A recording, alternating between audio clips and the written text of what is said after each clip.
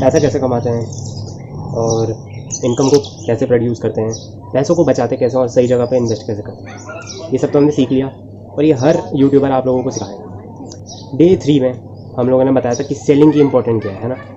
आज मैं आप लोगों को सिखाऊंगा कि आखिर सेलिंग किस तरह से की जाती है।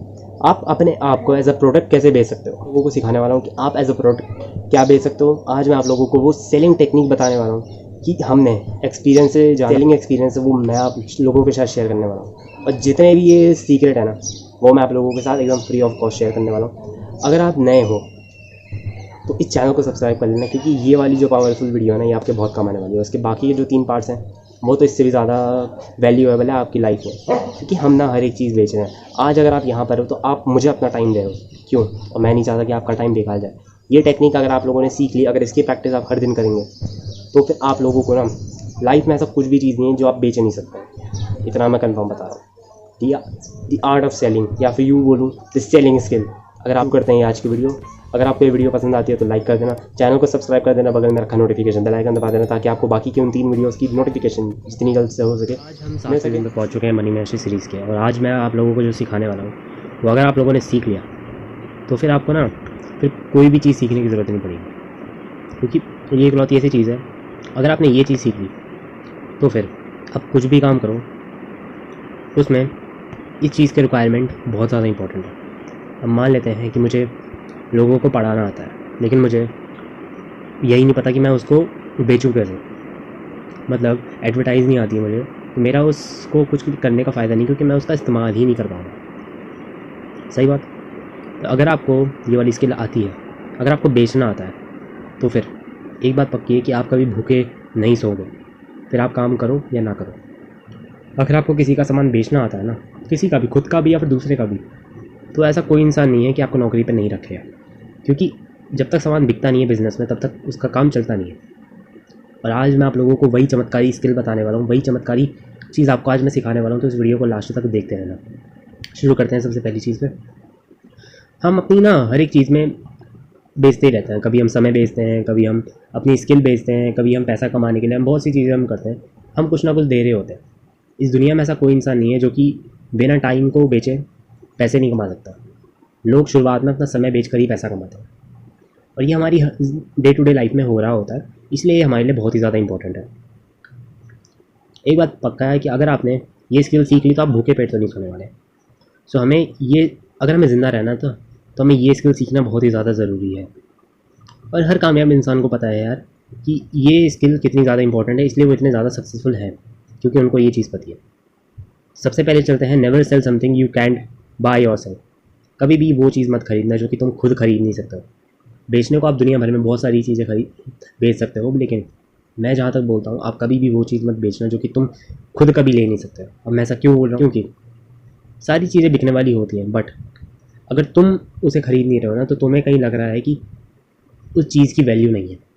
अब उसके वैल्यू का मतलब तुम जितने उसके पैसे दे रहे हो उतने की उसकी वर्थ नहीं है। इसका रीज़न यही है।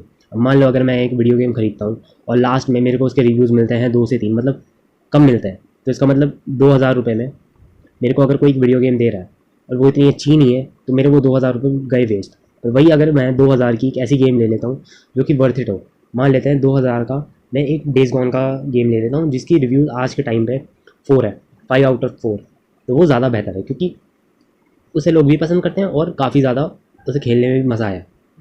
तो वहाँ पर मेरे 2000 रुपये वर्थ गए। ठीक है। अब बात यह है कि अगर आप प्रोडक्ट बेच रहे हैं तो आप क्या करें, तो आप कर सकते हैं, इसका सोल्यूशन यही है, make yourself valuable so that you can buy it. अब अगर सामने वाला प्रोडक्ट, मान लो अगर मैं एक ऐसी चीज़ बेचता हूँ जिसको मैं खुद नहीं खरीद रहा, तो मेरे पास 2 तरीके, या तो मैं दूसरी चीज़ बेचने लगूँ या तो दूसरा मैं उस चीज़ की वैल्यू बढ़ाऊँ। अब कैसे हो सकता है, जैसे कि मैंने बोला अभी गेम का एग्जाम्पल लिया, 2000 में उसके 2 रिव्यूज़ आ रखे हैं।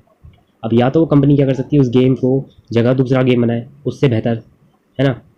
अब या तो उसी को ठीक करे, उसी को अपडेट करे, ताकि उसकी जो वर्थ है लोगों को पसंद आए, उस हिसाब से उसकी प्राइस वो वही रखे, बस उसकी जो क्वालिटी है, वीडियो क्वालिटी हो गई, गेम ग्राफिक्स हो गए, जो बग्स हो गए वो हट गए, उस तरह से आपने उस गेम को अपग्रेड कर दिया। तो इसलिए स्टार्टिंग में जब भी कोई गेम लॉन्च होता है तो हमेशा आप देखते होंगे कि उसमें काफ़ी ज़्यादा बग्स होते हैं, तो ज़्यादा उसके अच्छे रिव्यूज़ नहीं आते, लेकिन जब बग सही हो जाते हैं तो फिर सबसे ज़्यादा वही चीज़ बिकती है, क्योंकि अगर प्रोडक्ट आपका सही है तो फिर अगर उसमें थोड़ी बहुत कमियां हैं और अगर आप उसको सुधार लेते हो और एंड में आपका प्रोडक्ट वैल्यूएबल है तो लोग खरीदेंगे। फिर चाहे वीडियो गेम हो चाहे वो बदन में लगा हुआ कपड़ा, ठीक है। You must upgrade your values. ये आपके ऊपर भी अप्लाई होती है। अगर आप नौकरी के लिए भी जाते हैं ना कहीं पे, तो सामने वाला आपको ये देख रहा होता है कि क्या आप अपने आप को रखोगे उस पोजीशन पे। आप ना हमेशा जब भी आप किसी नौकरी के लिए अप्लाई करो, ये ज़रूर जानना कि जिस पोस्ट के लिए तुम अप्लाई कर रहे हो ना, क्या उस पोस्ट को अगर तुम उस इंटरव्यूअर की जगह होते तो क्या तुम खुद अपने आप को उस जगह पे बैठने देते। अगर अंदर से आता है कि नहीं, तो ये कभी भी मत सोचना कि सामने वाला जो बैठा ना वो तुम्हें लेगा, क्योंकि तुम्हें भी पता है कि कहीं ना कहीं तुम उस पोस्ट के लिए वैल्यूएबल नहीं हो, तुम उस पोस्ट के लायक नहीं हो। तो कभी भी ये तो अपनी वैल्यू को बढ़ाना इज़ वेरी इंपॉर्टेंट।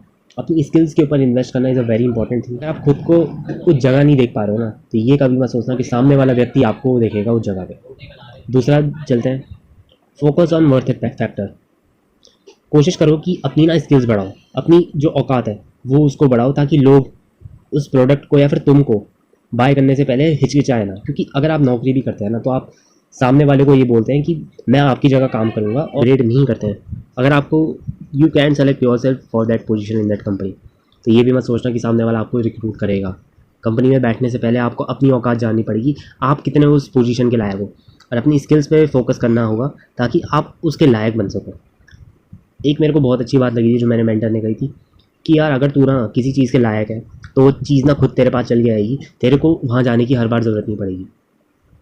मेरे मेंटर ने जब मुझे बात बोली थी तो मुझे बहुत ज़्यादा पसंद आई थी, और इसलिए मैं आपको सेलिंग स्किल्स में इस वाली चीज़ पे अपने ऊपर काम करने में मैं बहुत ज़्यादा फोकस करता हूँ। और बड़े से बड़े इन्वेस्टर भी बोलेगा यार कि जो सबसे बेस्ट इन्वेस्टमेंट है ना, वो है खुद पर।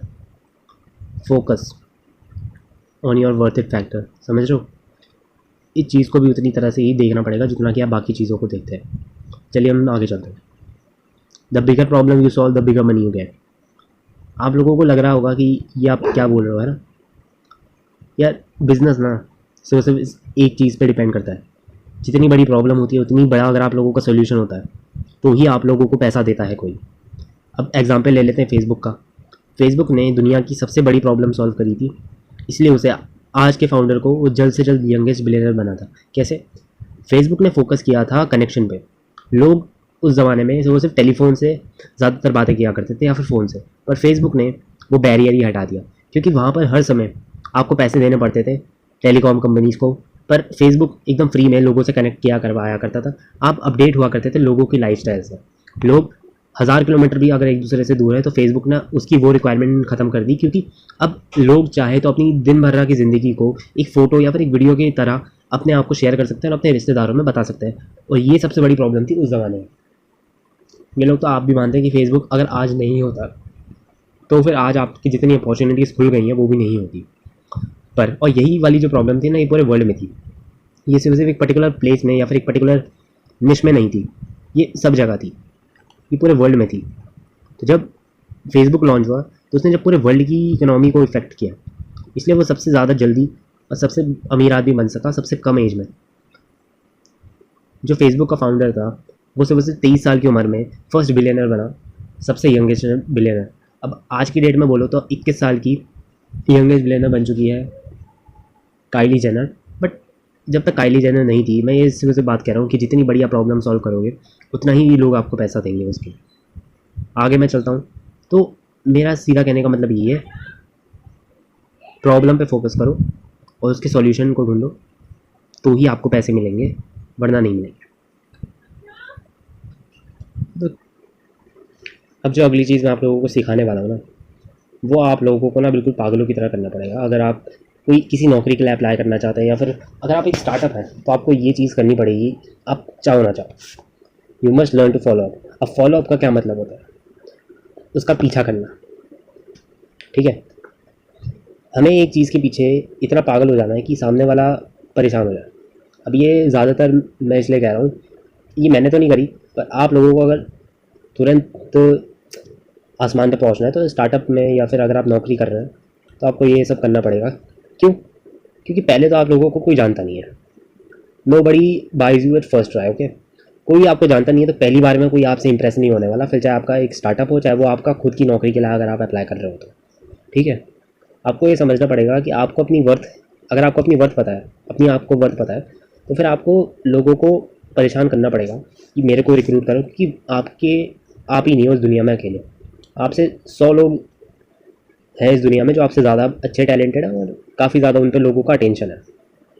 तो उन लोगों से अटेंशन छीन के आपको अपने पे लानी पड़ेगी अपनी सारी अटेंशन, ताकि जो कंपनी है या फिर लोग हैं, कस्टमर हैं, वो लोग आपको देख सके कि हाँ ये बंदा इन लोगों से ज़्यादा काम कर रहा है।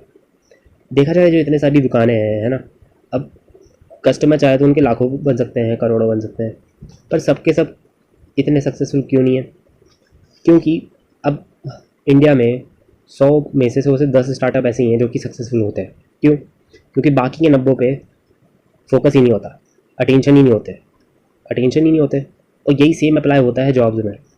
हर साल 10 लाख लोग आते हैं एग्ज़ाम देने जेई मेंस का, लेकिन सिर्फ वैसे 1 लाख पर ही फोकस जाता है। क्यों? क्योंकि उनको ये वाली स्किल पता है, वो अपने लोगों के पीछे पड़ जाते हैं। यही होता है यार, सिंपल सा एक रूल कि आपको ये सब करना पड़ेगा स्टार्टिंग के कुछ 3 महीने, या फिर जब आप स्टार्टिंग फेज़ में होते हो यार, सबसे ज़्यादा हेडेक वही होता है। अब यहाँ पर इसका सोल्यूशन क्या है, अब बताता हूँ क्यों। इसका सॉल्यूशन यही है, वाई तो मैंने बता दिया, इसका सॉल्यूशन यही है क्योंकि उन लोगों का अटेंशन आप लोगों का ग्रैब करना पड़ेगा।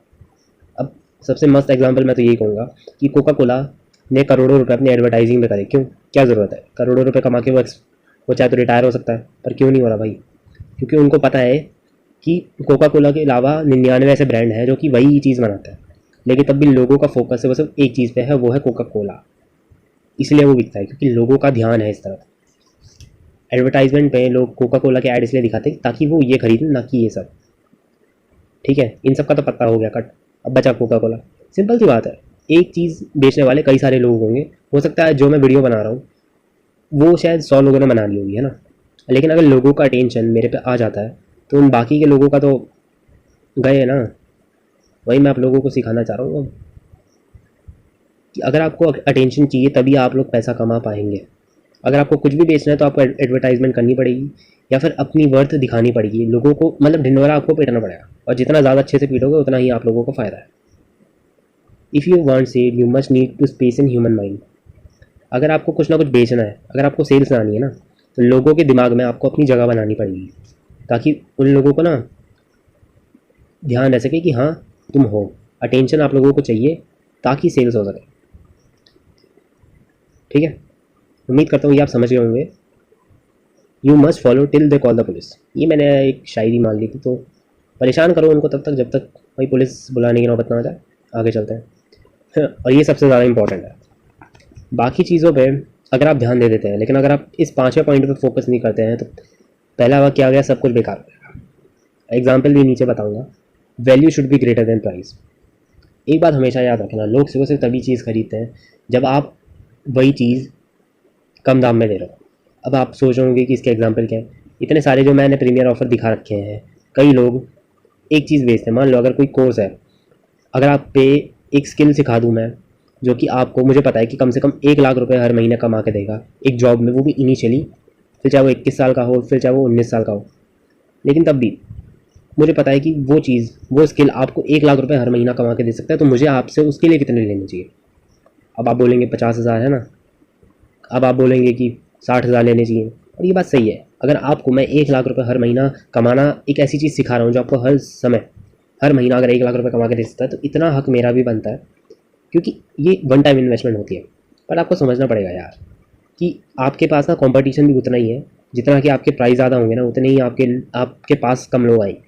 क्योंकि पहली बात तो 50,000 रुपये हर एक के पास होते नहीं, और एकदम से तो बिल्कुल भी नहीं होते। तो लोग क्या करते हैं, स्टार्टिंग में 50,000 की जगह 5,000 में दे देंगे, है ना।